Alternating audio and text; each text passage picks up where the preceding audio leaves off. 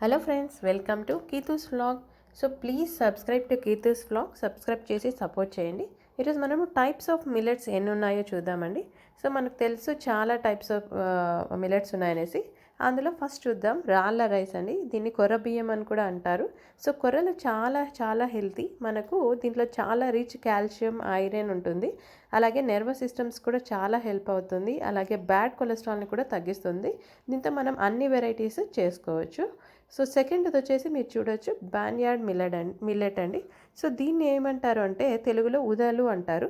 So ఉదలు కూడా మనకు తెలుసు ఐడియల్ ఫుడ్ ఫర్ డయాబెటీస్ అనమాట. సో డయాబెటీస్ ఉన్న వాళ్ళు ఈ ఉదలతో మనం ఉప్మా చేసుకోవచ్చు, అన్నం చేసుకోవచ్చు, అలాగే ఇంకా లడ్డు కూడా చేసుకోవచ్చు. సో నెక్స్ట్ చూడండి జోవర్ రవ్వను మనం జొన్న రవ్వ అని కూడా చెప్తాము. మనము ఎప్పుడు ఈ జొన్నలతో ఆల్రెడీ రోటీ చేసుకుంటూ ఉంటాము. దీంట్లో చాలా రిచ్ న్యూట్రియన్స్ ఉంటాయి. అలాగే ఫైబర్ కంటెంట్ కూడా చాలా ఎక్కువగా ఉంటుంది. దీంతో కూడా మనము ఉప్మా, అన్నం అన్నీ చేసుకోవచ్చు. ఇంకా అలాగే దీంట్లో మనకు high calcium, magnesium, sodium, iron కూడా ఇందులో చాలా ఉన్నాయి. సో నెక్స్ట్ వచ్చేసి చూస్తే మనము లిటిల్ మిల్లెట్ అండి. ఈ లిటిల్ మిల్లెట్ని మనము సామలు అంటాము.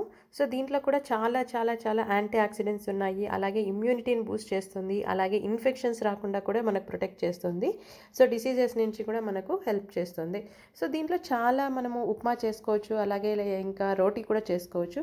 సో ఇవి మనకు చాలా వెరైటీస్ ఆఫ్ మిల్లెట్స్ అండి. రాళ్ళ రైస్ కానీ అలాగే ఫాక్స్టైల్ మిల్లెట్స్, అలాగే లిటిల్ మిల్లెట్స్. సో మీకు ఈ వీడియోతో నచ్చితే సబ్స్క్రైబ్ చేసి లైక్ చేయండి. Thank you.